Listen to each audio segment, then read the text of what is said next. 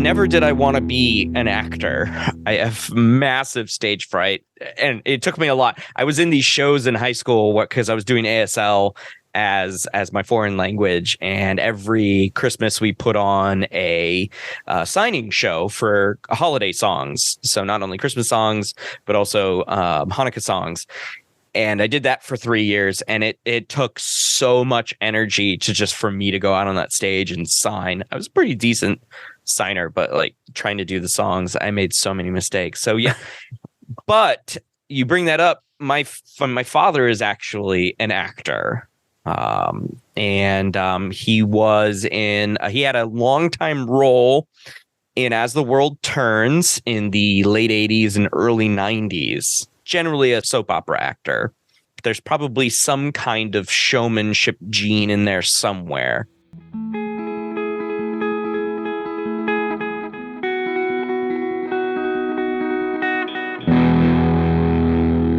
You just heard Alex Swan from Eureka College in Eureka, Illinois, and the creator and host of CinemaPsych podcast. Garth interviewed Alex for episode number 167 of Psych Sessions, Conversations About Teaching and Stuff. Stay tuned for so much more. Hi folks, this is Garth, and I want to tell you about a publisher who might be a little new to psychology, but who has been doing high quality work in creating affordable and innovative textbooks for nearly 20 years. And they've got a great name. This is Sumo Learning. That's SOOMO.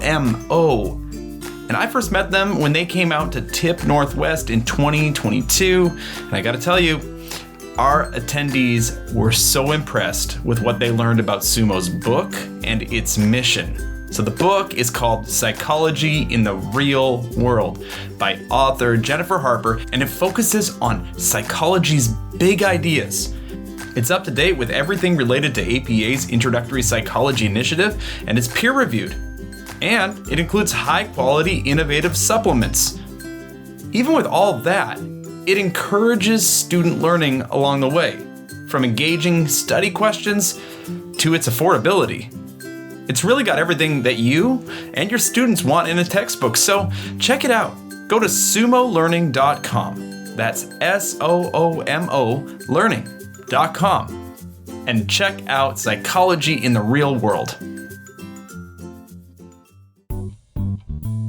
The Psych Sessions podcast is sponsored by STP. That is the Society for the Teaching of Psychology. That's APA Division 2. You can find them at teachpsych.org. The views or product endorsements expressed do not represent the views, support, or endorsements of STP. Psych Sessions is so grateful to have STP as a long-term supporter. Well, I am so excited to be here today with Alex Swan from Eureka College in Eureka, Illinois. How'd I do? That's pretty good. Okay. Yeah, Eureka, Illinois, tiny town. Well, I said your last name correctly the second time. Do you ever get people making that mistake, or is it just me? No, I get mistakes all the time. I get swab, although that's usually my own fault because the B and the N are right next to each other. I get Swain. One time I got Suan, like SUAN. Yeah, no. For a really easy name in English, it does get me in trouble. Or well, in trouble no, sometimes. it's my bad. I was just going too fast, but anyway, I'm really excited to have you. It's we get to talk. We're going to do some insider talking here because I'm sure we're going to talk about podcasts. Alex, why don't you just tell us about your podcast a little bit, and then I'll probably have a few questions. Sure. Well, thank you for having me on. This has been a want, a desire of mine for a while now. Since you guys started your podcast, really, I've been thinking about starting my own. And so my podcast, for listeners that may not be frequenters of the STPF Facebook page, my podcast is CinemaPsych podcast, where I have folks like you, Garth, on, psychology instructors, psychology professionals come on and talk to me about a movie that has psych content in it. And we just talk for an hour or so about all of the psych that's in that movie and any other tidbits that we want to talk about. It's a laid back show. We have a good time. And I just recorded actually 2 nights ago with Kirsten Bachman, also friend of Psych Sessions. Kirsten Bachman, we talked about the Lorax, which came out 10 years ago now. And that episode will be out in early January. And my Christmas episode I recorded a few days ago will be out next week. Obviously, Die Hard, right? Yes. No, are you Hard, covering Die Hard? Yeah. No, probably not. The Santa Claus is the Christmas episode, the Santa Claus. All right. Because there is a lot of hate on psychiatry in that movie. I don't know if you recall.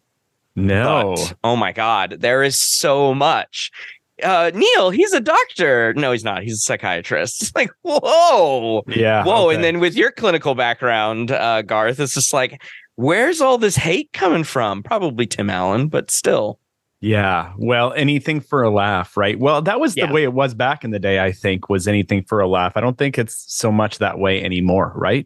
That would get, if that movie came out now, the response would be pretty different to that kind of, I don't know what that would be considered at its, maybe at the worst, maybe misinformation or something like that about it. But yes, especially about psychiatry for sure. Yeah. Yeah. Well, how long have you been doing your podcast for now? Since middle of 2019. So as I said just a little bit ago, like since you and Eric dropped Psych Sessions in 2017? I think so. Yeah. Yeah. Like that sounds right. I was like, I've had these ideas and I want to get them out. I just need to get them out of my head. And so it took a little while to research and see how much it was going to cost and all of that. And eventually I was just like, I'm just going to do it. Going to do it. So mid 2019, I said, I'm just going to do it. And here we are. How many episodes do you all have right now? Do you have? So when Kirsten's episode comes out at the beginning of January, it will be the 57th/58th episode. Congrats. Oh, thank you. And so that's is that a monthly release, or do you decide, are they ready when they're ready? I try to stick to every 3 weeks Monday released schedule. Okay. Every 3 weeks Monday. So about 15 to 17 episodes a year. My goal is to get to 100. Yeah. Well, it's a good goal to start. Yeah. That's great, I know, man. Right? It's a starting goal. Let's get to triple digits and see where we go from there. Yeah. So interesting. Like, I know this side of you, like the kind of podcast side, because I've dabbled in your in listening to your podcast, and we'll get into the higher ed side in a moment. And I guess it's probably all one thing if you kind of think about it. But talk to me a little bit about what is it like to do something like this that's just fun, where you get to bring in your expertise and your interests together. Because I'm guessing you're not starting a podcast because you're trying to get rich, and you're not doing it for service to the profession. So talk to me about it. Well, I would say it is the best professional decision I've ever made. Best professional decision, and that's by a long shot. I always knew that I wanted to be a professor, and like you said, we'll talk about that a little bit more. But like, I've always loved movies, and so being able to combine that with my profession, best professional decision. And like I said, I was trying to think of how to do this for a good almost 2 years before something really landed. Something really hit, and I was like, let's be able to do this. So you knew you wanted to do a podcast, but you didn't know it was going to be on cinema? Psych Sessions is sponsored by APA Publishing. The American Psychological Association offers valuable resources to better help you help your students, as well as to enrich your professional life. Visit apa.org/pubs and enter discount code APAPOD20, that's all caps, at checkout to receive 20% off all APA books and videos that are available online. APA Books publishes critically acclaimed and award-winning books developed by experts to support researchers and students. APA videos, designed for clinical training and continued education, present distinguished psychologists demonstrating specific approaches to a wide range of patient problems. Again, visit apa.org/pubs and enter discount code APAPOD20 at checkout to receive 20% off all APA books and videos available online. Right. Yeah. Interesting. Yeah. Okay. And so I wanted to do a podcast, something psych related, and I just had to figure out my earlier ideas were something Eureka College related, and I had reached out to the media folks and the sports folks at Eureka, and I said, let's do a podcast. Let's do something that, younger people might like. And they were like, yeah, that sounds interesting. And then sort of nothing happened after that. And so once that semester was behind us, I said to myself, you know what, if anything's going to happen, I'm going to have to do it. And so I thought to myself, what are the niches out there that I could potentially film? And having used films in my classes for the better part of a decade now, I thought this is the place to start. And the rest is history here. Yeah. How were you using films in classes prior to starting? Well, I still do, and I do a number of incorporations. So we watch the films in class as a group most of the time. Sometimes it's an outside activity that students have to do. And I initially started by asking essay or short answer questions on tests. And I moved away from that, except for my intro classes, or my intro class, I should say. And then everyone else, upper division, content-based classes, they write an analysis paper. And that's generally speaking what I want to get my students to recognize as part of this film pedagogy. And every so often I will drop into my classes like, oh, I did a podcast about this and I did a podcast about this one. And so if you want some help on formulating your ideas, maybe go have a listen, right? But That's of course, great. they write their own analyses. Okay. So what I teach a lot of intro, our listeners teach a lot of intro just because of the odds. How do you, first of all, what movies do you tend to go back to in intro? Yeah. And then I'm excited to hear about like your assessment for that. Like, what do you ask them about specifically? Sure. For intro? Yeah. So for intro, I tend to fall back on the classic portrayal of psychology in movies and fictional movies for sure. I want to make that clear. I don't do documentaries. And so I fall back on psychopathology in film. And I try to use movies that reflect either something that has been accepted about a certain psychopathology or one where I can characterize it as the opposite. Like, this is inaccurate. Let's talk about what is actually the case in the real world. This past semester, I used Silver Linings Playbook, which shows a decent portrayal of bipolar disorder in Bradley Cooper's main character. But I've also gone and used Shutter Island. I almost called it Stutter Island as I stuttered. Shutter Island, which was a Martin Scorsese, Leonardo DiCaprio film. And we can look at the role of schizophrenia as a result of a traumatic experience, which is what occurs in the film, not to give anything away, because it's a great psychological mystery thriller.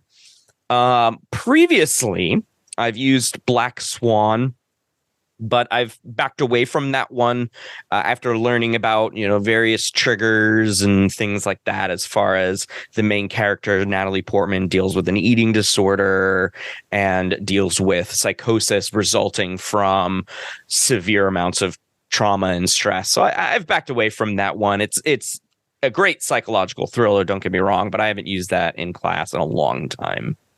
And then I've also showed What About Bob? It's a great comedy.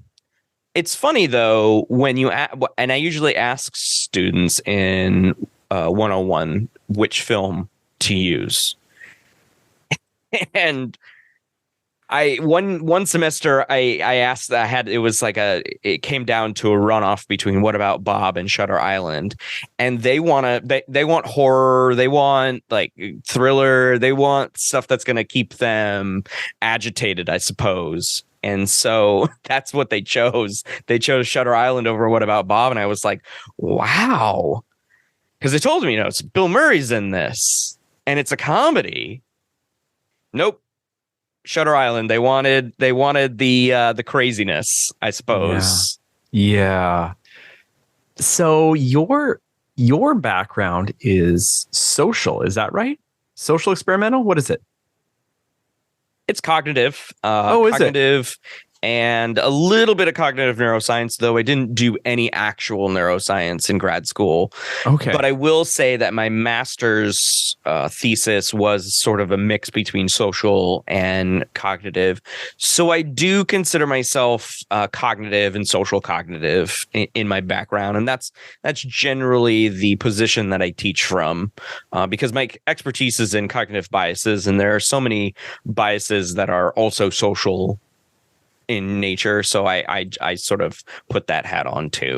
Certainly. I imagine, just hearing you speak, that a lot of the movies that you would use in a class, and maybe even a lot of the movies that you would discuss on your podcast, are related to clinical counseling, abnormal, psychopathology, whatever we want to call it, right?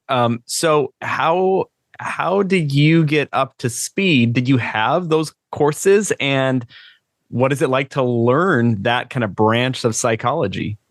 I had one course in undergrad in abnormal, and I don't remember anything about it, to be honest with you. That course was a night course, and it was a blur. So generally, when I have movies on that are of the psychopathology nature, I do a lot of reading on the different ideas surrounding the disorders.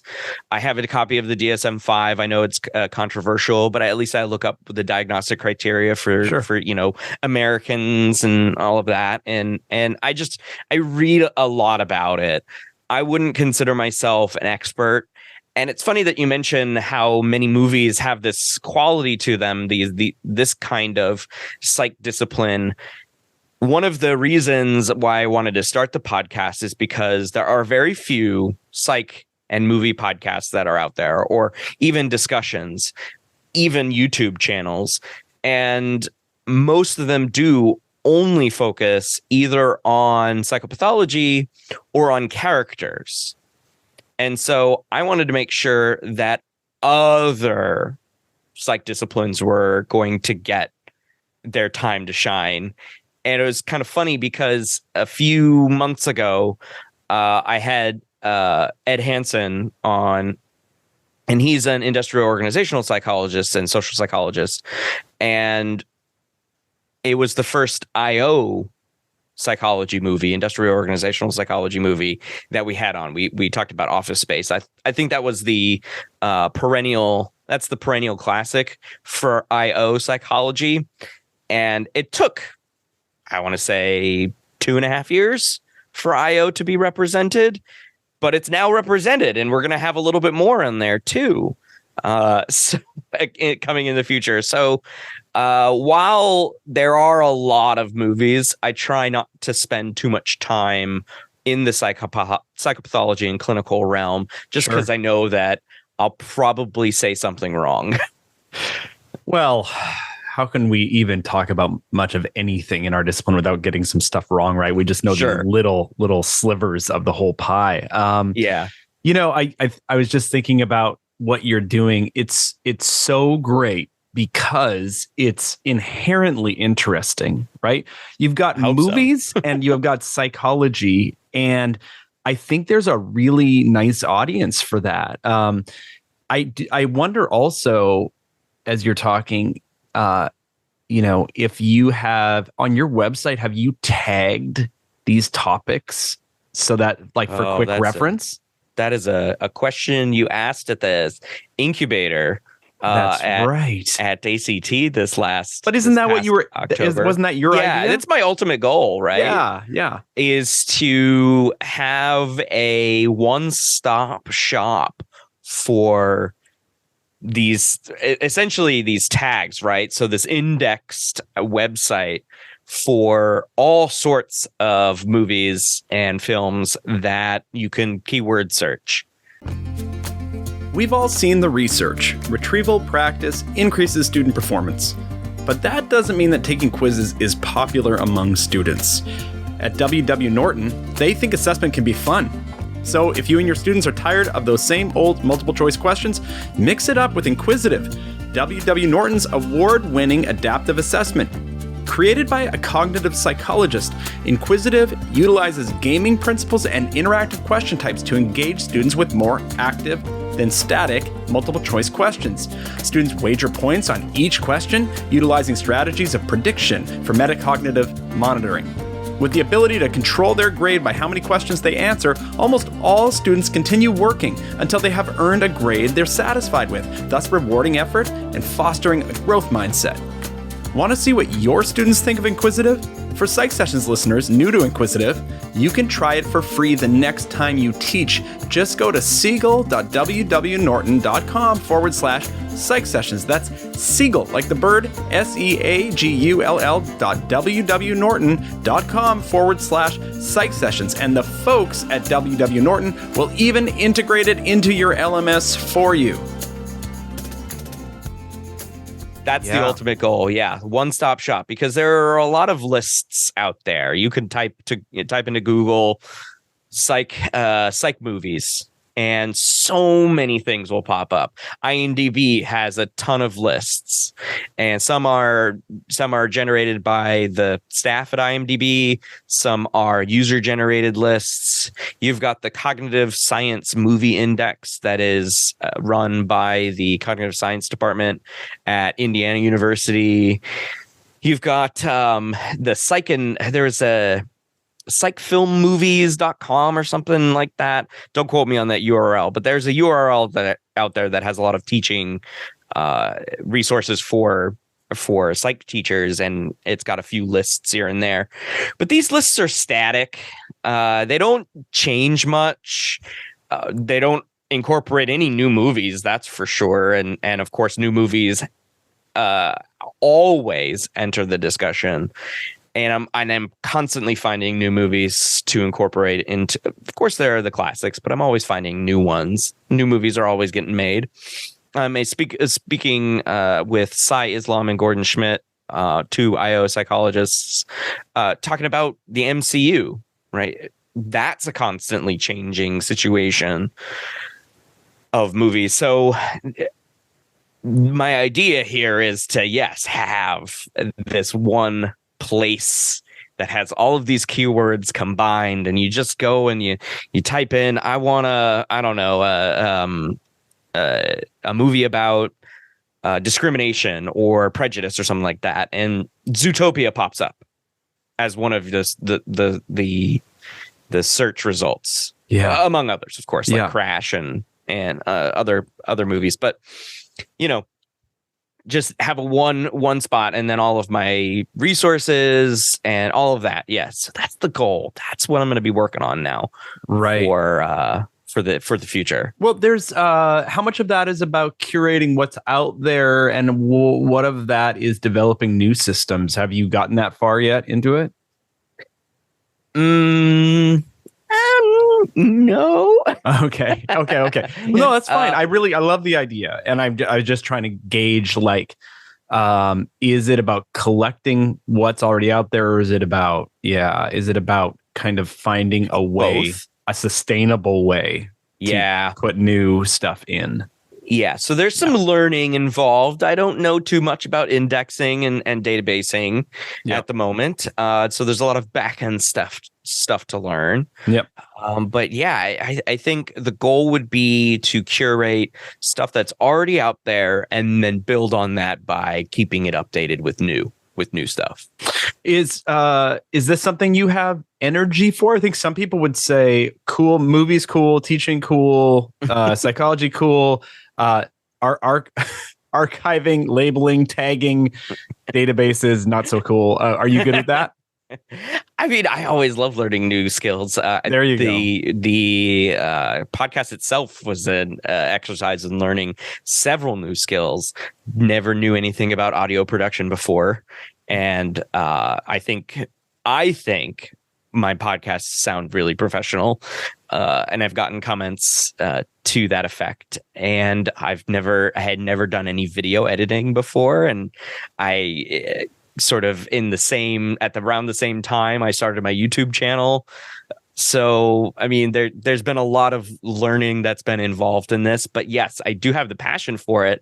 And for me, passion is the drive, right? So there's the passion driven statistics that pops in my mind. And it's just like, yeah, this is passion driven podcasting, passion driven indexing, databasing.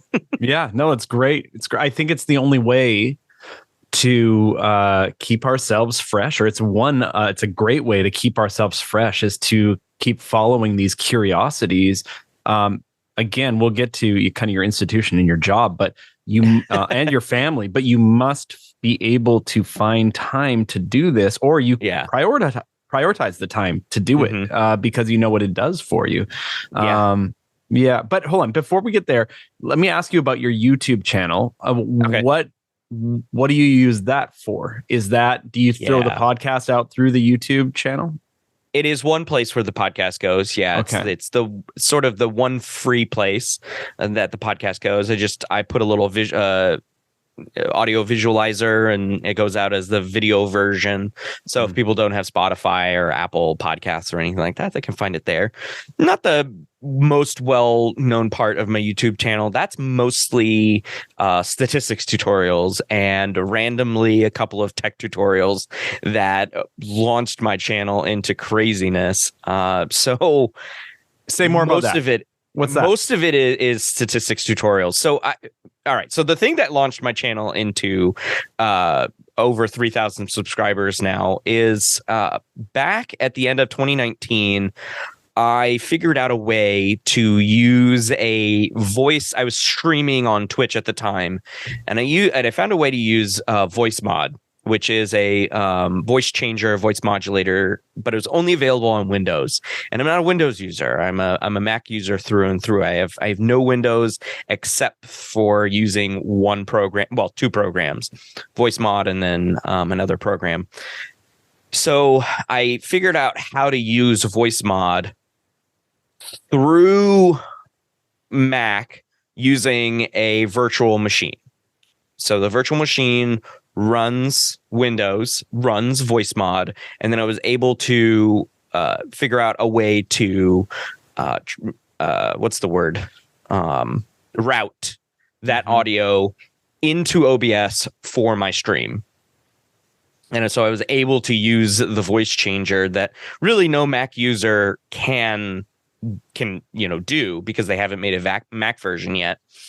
And that has gotten over, I don't know, something like 50,000 views, something like that.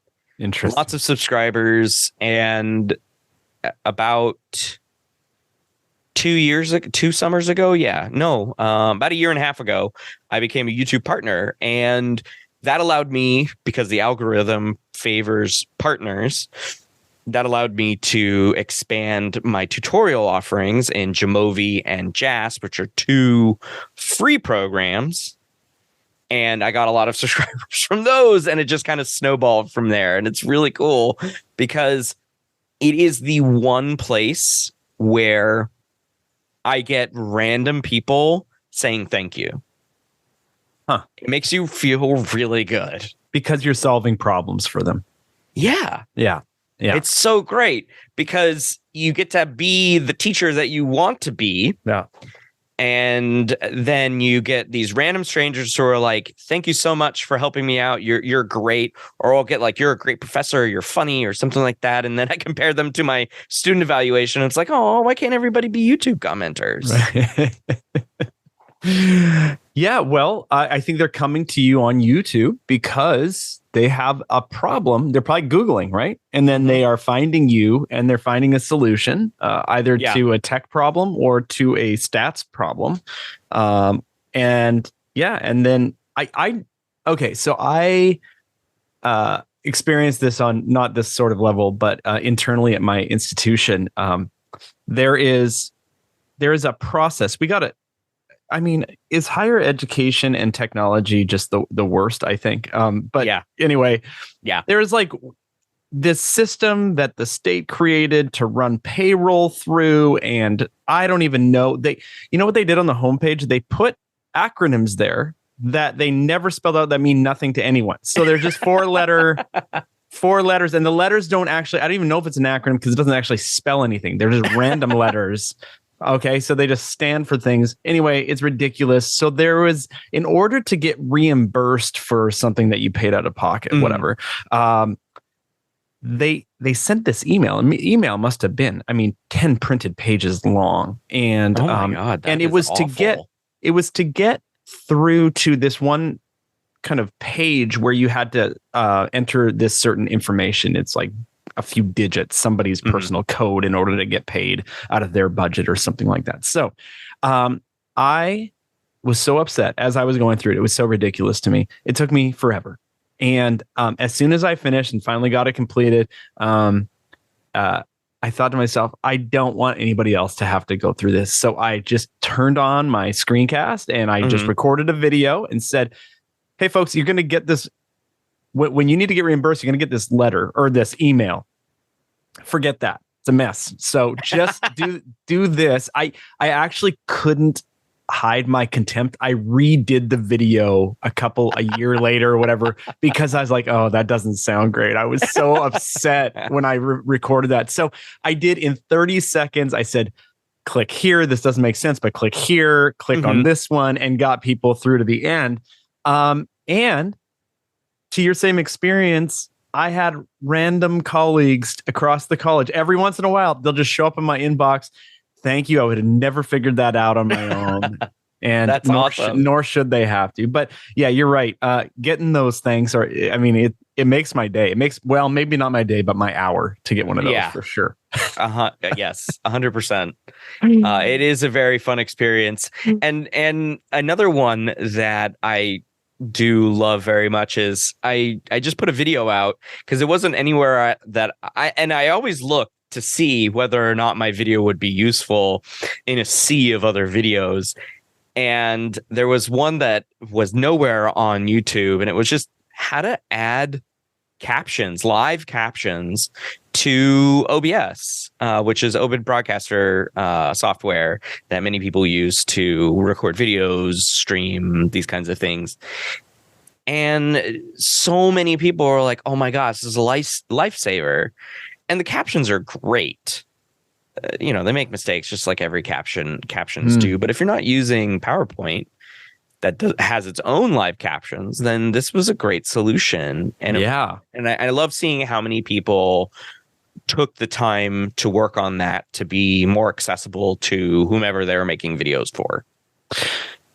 How long have you been solving problems and sharing your solutions? Like, I suspect if you think back that this podcast and these videos were not the first time that you were doing that in your life. Yeah, you're probably right.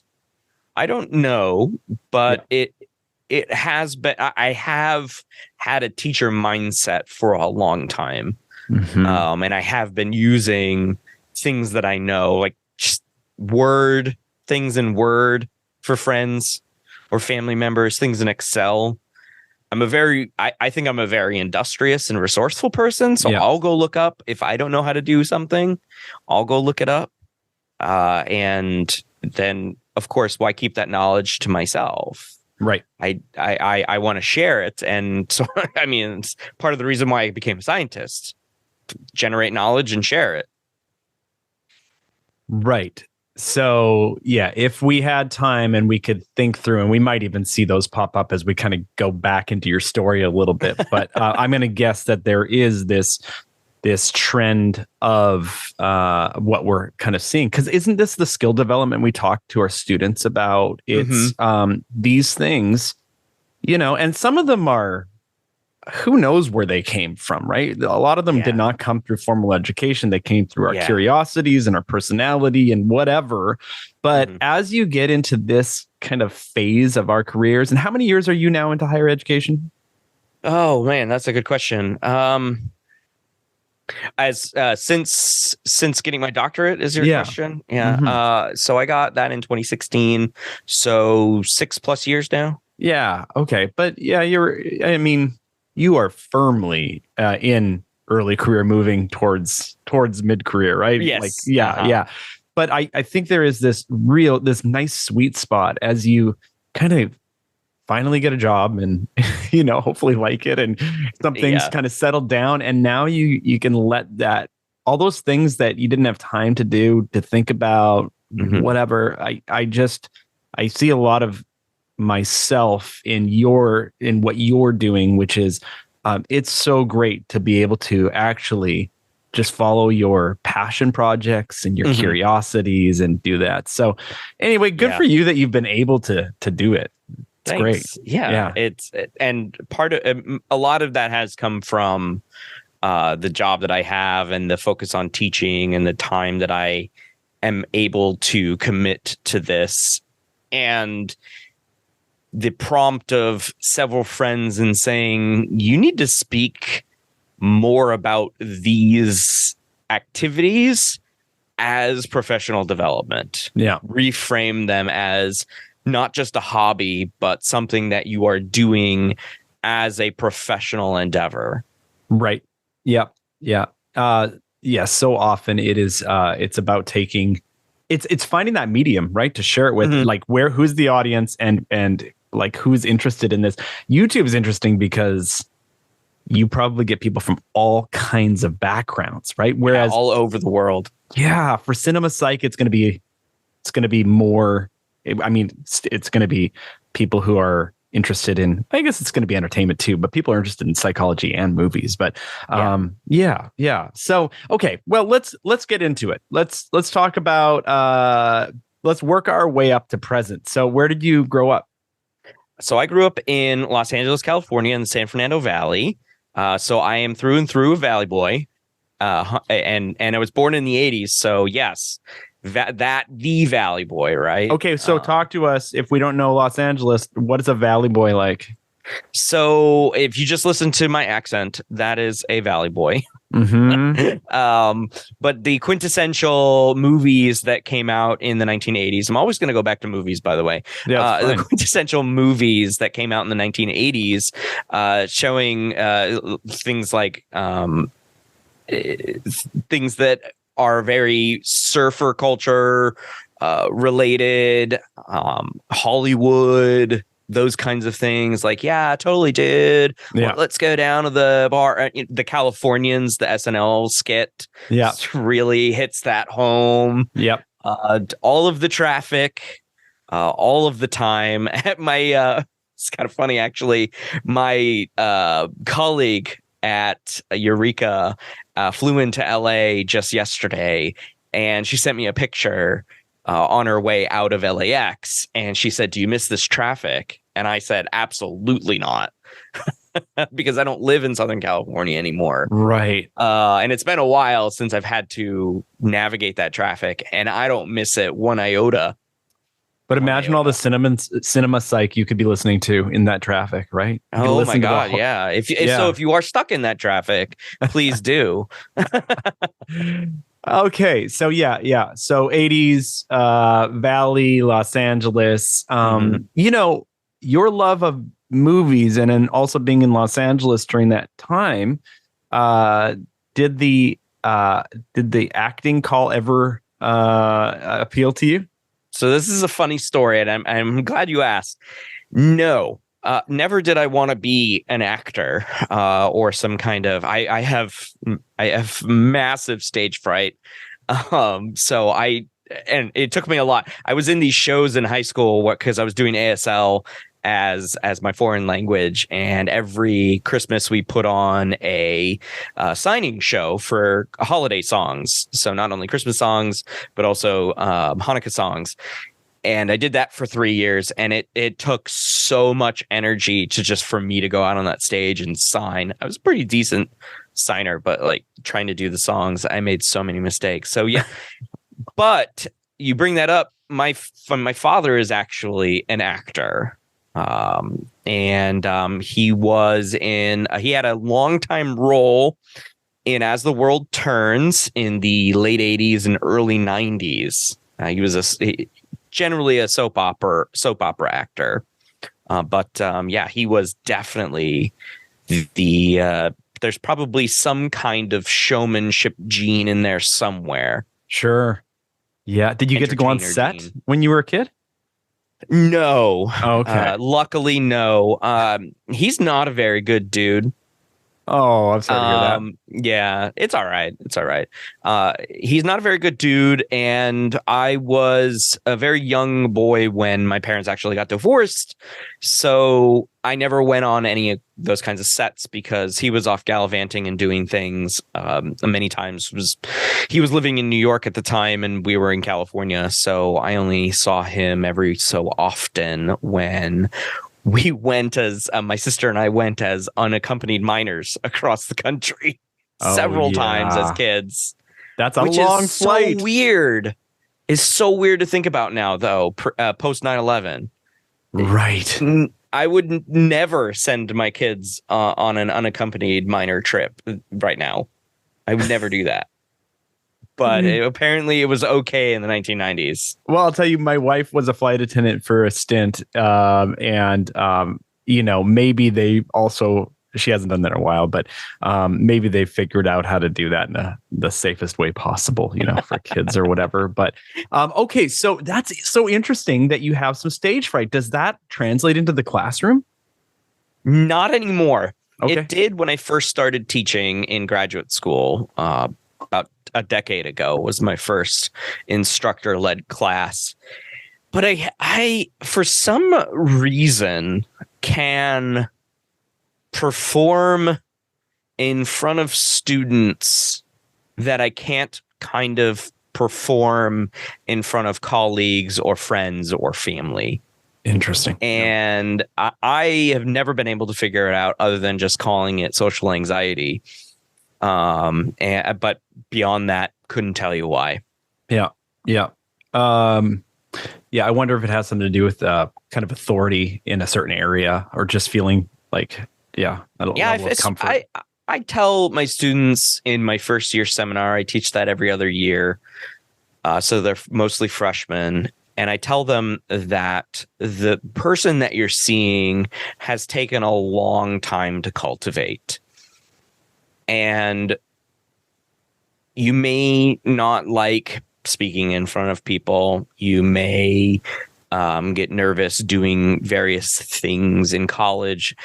Just know that it takes time to figure that out, to grow the confidence that you need to stand up in front of a group of people and act in a certain way or say certain things. And you're not going to get it right away. Like, not everyone can get that right away. And it took me a long time to get there. And it's still a work in progress. I'm reminded why it's so important. I was actually just talking there. There's a student, University of Washington, Seattle student who's we don't know very well, but he's going to come and hang out at our house while we're gone over the holidays. And and I met him. It's a really sweet kid, and he was talking about how he's a chemistry major, but he really liked his liberal arts classes. And we were just talking about how important it was for him to have all those different classes. And I'm also reminded how important it is for us to have a lot of different instructors, because if that student, I'm just thinking about how valuable what you just said would be to some of my students who struggled in those areas of performance or giving talks or social anxiety or whatever. Yeah. And yet I don't resonate with that. And so there's a lack of empathy.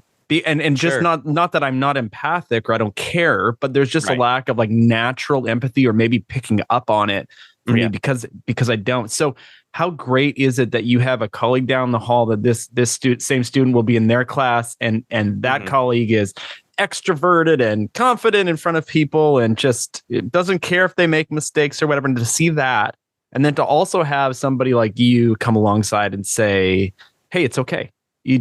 People develop different ways, right? I just really appreciate that you do that with your students. Yeah, I try to do that as much as I can. Like, so I teach research methods and stats, and they give presentations.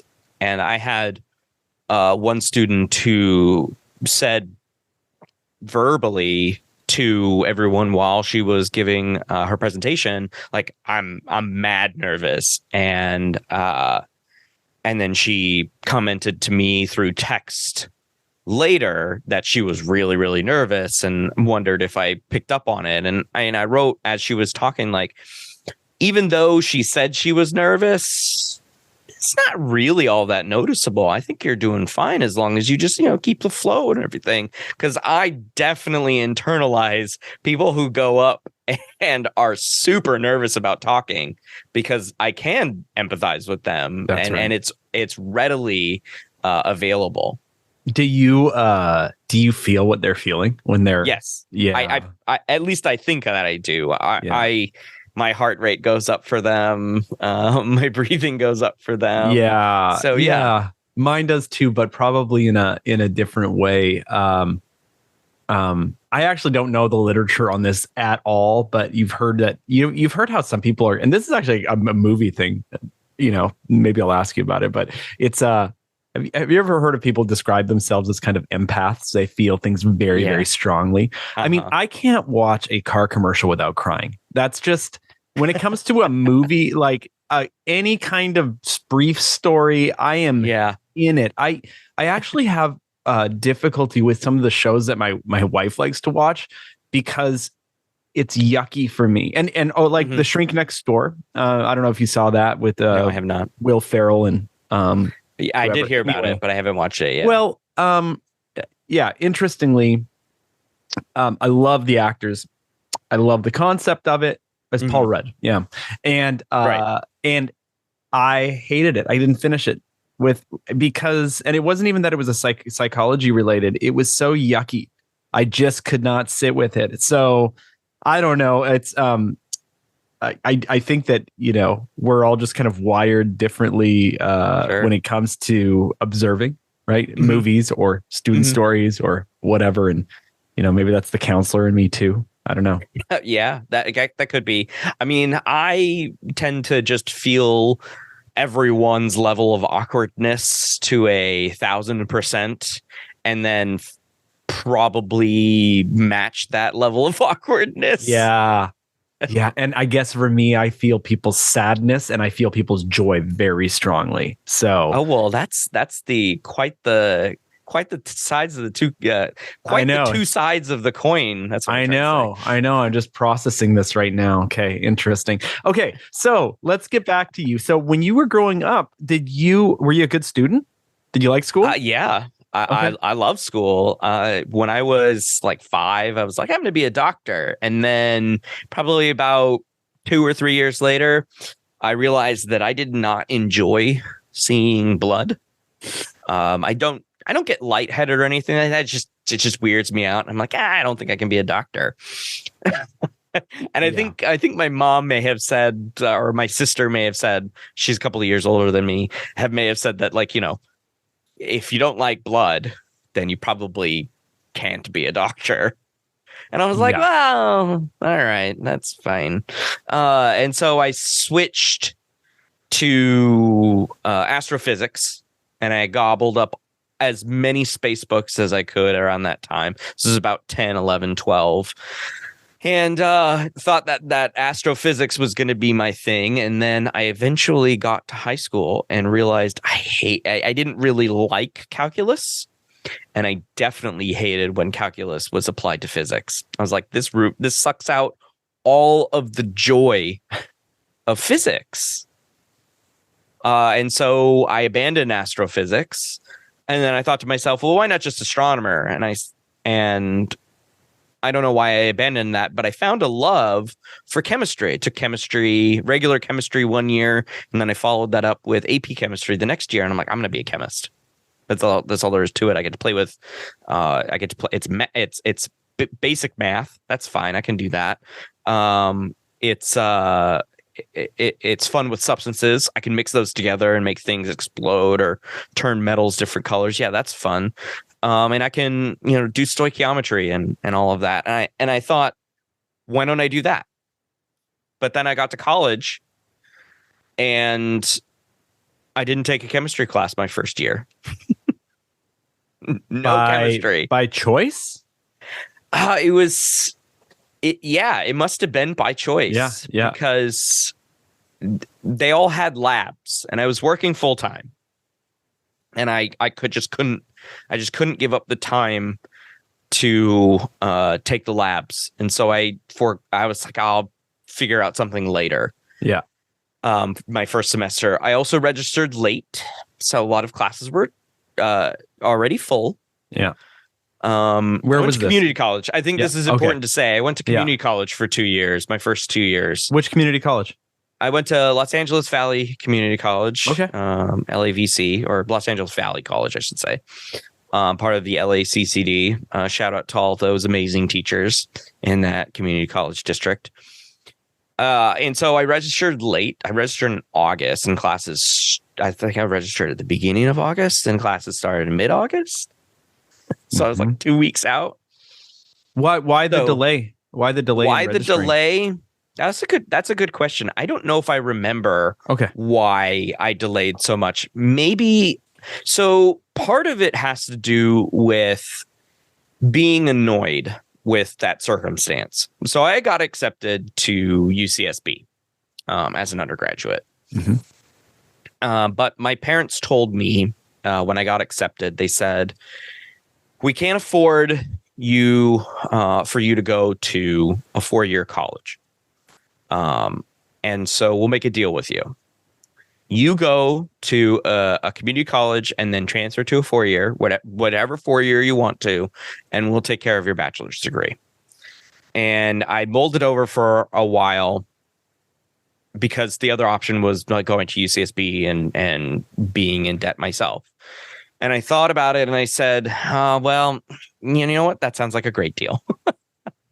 Because I could use the money that I was making for whatever I wanted. Sure. And so I filled out it, and this ended up working beautifully. I don't know if this works right now, but it worked beautifully for me. All I had to do was fill out a FAFSA. And regardless of what the expected family contribution was, it didn't matter because apparently just filling out the document, LAVC was like, you won't have tuition or fees. The only thing that I had to pay out of pocket was books and supplies. Yeah. And my mom was like, I'll cover those for you every semester. And I'm like, okay. So I ended up doing that for 2 years. Yep. But I probably had forgotten about registering that year because I knew it was like an ongoing rolling kind of registration process, that it wasn't the same as a 4-year college. And that seems to be the case these days too, right? Like your college is kind of rolling. Yep, exactly. And so I guess I just put it off. And then here comes August, and I'm like, oh crap. So I enrolled, and everything was full. No chemistry classes. I had submitted as a chemistry major. No chemistry classes. So I was like, all right, I'll just take four gen ed classes. So I ended up taking a really boring history class, world history class, and a few others. I guess I remember the world history class the most because it was by far the most boring class to be in, but it was very interesting to read about. Yeah. As a student who did not get this kind of that kind of teaching in high school, but sort of knew tangentially some of this information about world history. So I did that. And when it came time to register for the spring semester, I was like, I don't really feel like chemistry anymore. So I thought on a lark, I'll take Psych 101. So this was my second semester in college, and I put Psych 101 on my schedule to get rid of the social science gen ed requirement. And I took that class, and Garth, it was a revelation. I was enamored with it. Not to say that my professor was super amazing. It was very by the books class, read the textbook, do a paper, and then come and take tests. Very by the books at that time. He was an older guy. He still used not scantrons. What am I saying? Transparencies on the overhead projector. Mm-hmm. And classes weren't necessarily all that interesting. They weren't that great. Yeah. But I read that textbook cover to cover. Yeah. Yeah. You know, what's interesting is psychology finds us all in like really differently, but this story exists through the people we've interviewed on psych sessions where the instructor wasn't great, but the topic, the discipline was great, and it caught people. And then we have people who say, you know, everything I learned about teaching, I learned from a terrible instructor. Right. Just like I knew I never wanted to be that. But okay, so then you find it and you're immediately, I'm going to be a psych major. Is that it? Yeah. Okay. And I changed my I declared my major as psych and started working toward the requirements to transfer to the CSU system. I never did end up getting an associate's degree because I just worked toward getting that transfer credit. So I transferred to Cal State Northridge, CSUN, for all those peeps out there who know what I'm talking about. It's great commuter school, a fantastic faculty. I love that place. So I went there for my second 2 years. But just to back up 1 second, the other class that I took at LAVC was a brain and behavior class. And this was the first time I was exposed to film pedagogy. So in this class, another terrible professor, I basically taught myself the course by reading the textbook cover to cover because I was like, oh my God, biology and psychology, this is amazing. But we all had to watch The Bad Seed. Have you heard about this movie? No. So this movie came out in like, I want to say 1950, somewhere around there. And it's a through and through nature, not nurture kind of story. So it's about a little girl who is a terrible little girl and works to like murder her family and people. And I don't remember the story very much, but it's going to be on the podcast one day. But in any case, it is by nature of the title, The Bad Seed. Right. It's like she's genetically a terrible human being as opposed to being nurtured in that way. So we had to explore in a paper how genetics, as we learned in the class, would produce a person such as the character in the movie. Okay. And so that was my first foray into using films to explore psych topics, and it stuck. Well, I wish I still had that paper. Yeah, right. That would be nice to read now and see what you did with it. I'm not sure if you know that they remade it in 2018. Yes, I do. And I heard it is equally as terrible. Oh, yes. Great. Okay. So you go ahead and get your undergraduate psychology degree, and you know that graduate schools in your future at some point. Yeah. Okay. So I took an undergraduate clinical psych class, and it's taught and it's still taught by a wonderful guy named Gary Cates at Cal State Northridge. But taking his class, I realized that clinical psych wasn't for me. And I was talking to other people who were taking that class who had applied to go right from undergraduate to graduate school in clinical programs and how competitive it was. And I said to myself, I don't think my application would be all that competitive. And this is a story that I tell to my students. I sort of did a lot of things poorly. I won't say wrong, but poorly. And it's very true these days of our students collectively now, which is they're spending most of their free time, and what I characterize as free time is outside of school time, working. And many times they're working close to full time, 30 to 40 hours a week, and sometimes even more. And that's what I was doing. Yeah. And I was sort of put in that position by my previous employer because she didn't want to pay for a staff that was going to put her too much in the red. It wasn't a strong business. It was a self-storage facility, and that market was saturated in Southern California. So we weren't making a lot of money. And so I ended up having to pick up a lot of slack and work full time. So I took a lot of night classes, and I took a lot of night classes with adjunct instructors, people that I didn't think that I needed to make relationships with, didn't know that I needed to make relationships with. And I'm by no means a first generation college student. My parents both went to college. My grandmother even got an associate's degree. So I just didn't know that I had to do these things. And it kind of bit me in the ass when I was a senior and realized, oh, if I want to go to graduate school right away, I'm going to have to do that. I don't really know who my advisor is. I just went to the academic advisors in the department, but they weren't faculty. Didn't make any relationships with any faculty.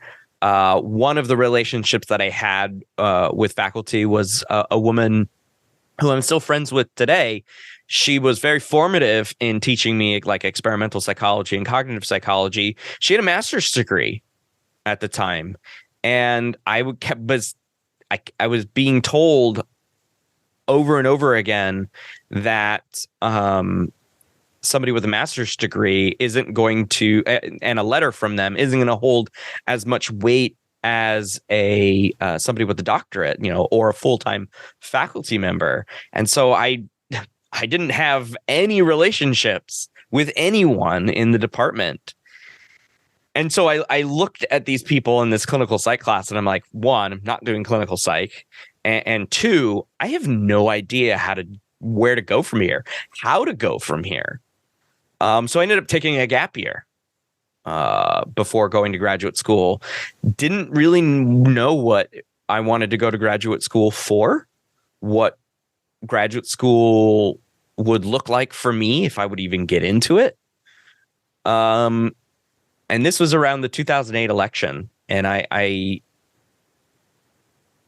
was spending so much time watching cable news, and I do not wish this on anyone. Don't watch cable news, especially not now. But I was watching a lot of cable news, and it was all about the 2008 election and all of the, McCain versus Obama. But even before that, and I saw how bad the arguments were being made by pundits and commentators on these shows across the board, not just CNN or Fox or MSNBC, but like all of them collectively. And I'm like, you know what? I want to, there's no real study on this. There's no comparison about on arguments made politically, as far as I could tell. And so I was like, I'm going to go to graduate school and I'm going to investigate political argumentation, but from a psychological perspective. Like, how do we come up with these, or how do these thinking errors end up coming to be? And why do our beliefs get in the way of those of thinking? And so I applied to a few places. A few doctoral programs were rejected from all three of them, including, and I think this is funny, I applied to work with my future doctoral advisor. Interesting. And he rejected me. It was partly due to him just taking a student. So that's why. Like, I don't know if I would have gotten beyond an initial screening, but he had just taken a student, so I knew why he didn't. But I got into the Cal State Northridge master's program. And this was the last year that they had done above the line admission. So my GPA was good. I had 3 letters of recommendation. They weren't like the best letters of recommendation, but they were 3 letters. And so I was above the line. And so I got in there with my GRE. And so this is a master's degree in experimental psychology. Okay. Yeah. Okay. So an experimental 2-year program. And I was By the assigned, way, I should say Cal State Northridge, they sometimes bring students up to Tip Northwest in Seattle. Yeah. And so do you know Gidget Vianney? I do not know. Okay. Gidget. Okay. I know the name. Yeah. Because she's been around for a long time. Yeah. But I've never met her personally. Well, she's great, and if she represents that program and that university well, that's fantastic. Because she represents the teachers in practice or something like that. Mm-hmm. I almost did that program too, but that's right, because she's bringing up grad students. Yes, that's right. Correct. Yeah, and I almost did that program, but didn't end up doing it because the director at the time was retiring and very militant about teaching, and I was like, I don't know if I want a military leader as a advisor and teaching. That sounded awful. Yeah, and it was also going to be a time suck. And again, I was trying to work full time while getting a master's degree. Right. Which I got to tell you, that is one of the hardest things to do. Yeah. So work full time with trying to get a experimental degree. And it was kind of funny. It was serendipitous. I got assigned my master's just by virtue, my master's advisor, by virtue of he was a new faculty member and he needed advisees. And I asked him, would you be my research advisor? And he was like, I don't know. You're kind of a cognitive person. But I'm like, there's nobody around here that I know and that does the kind of cognition that I want to do. And he's like, all right, I'll give you a tryout in my lab. So I assisted with some projects my first semester. And I said, what do you think of me now? Jazz hands. And he said, you know what? Yeah, let's give it a shot. And so I proposed my master's thesis with him and his friend from UC Santa Barbara, who also was a student of my future doctoral advisor, and then another faculty member. And that was great because like it was almost like, if I could use this analogy, an actor down on their luck, going to the local theater production company, to the director putting on a show, just be like, please give me a chance. I need a chance. Let me show you what I can do on that stage. Yeah. And so I got that chance. Well, that's great. That's great. So you got to work with him, and that leads to a PhD program. And the same PhD program that he graduated from, and the other guy on my thesis committee. So Abe Rutchick was my master's advisor, and then Dustin Calvillo had worked with my doctoral advisor, Russ Revlin. And one day, Abe was going to give a talk at UCSB to the psych department, and he had a meeting with Russ and was like, "Look, I think you should take this guy." And Russ was thinking about retiring. And he's like, all right, I'll give him a chance. And then I asked Dustin if he could write a letter of recommendation for me specifically for Russ. Right. Because he had worked with him about 5 or so years prior. And yeah, he just based on those two recommendations got my foot in the door. And I ended up being Russ's last student. And I ended up getting my degree in 5 years. So 7 total in graduate school. 7 total. Yeah, you worked for it, and you worked outside of it as well. Oh my God. So this is a cool kind of wrap up to your story that you end up at UCSB in Santa Barbara. That's an amazing ending. Like, I know, right? Yeah, I love it. It's didn't get to go with my high school friends. They ended up going to UCSB. Yeah, didn't get to go with them, but I ended up there. At the gosh, that is such a gorgeous city too. I love Santa Barbara. Good, yeah. Well, hey, I just got a few more minutes with you here, and so let me quickly fast forward to a couple of questions, which is how did when you entered your PhD program, what did you think you would be doing after you finished your PhD, and then how did you get into teaching, or was that the thing? No, it was not the thing. I thought I was going to be doing research. Thought I was going to be doing this really fancy applied research, and turned out I didn't like the stuff that my advisor was doing, what we started with. So I'm glad I ultimately had the freedom to change my research path in graduate school for my dissertation. But no, teaching wasn't on the radar until I met and spend a lot of time talking with Molly Metz. And I hope she listens to this and listens all the way through, because I would really honestly probably never thank her enough for putting me on the path and talking to me about her undergraduate, and me thinking to myself, that's the kind of undergraduate that I wanted, that I had. That was my ideal, being at a small liberal arts school, having relationships with faculty members and cultivating them in such a way that they turn into lifelong friendships.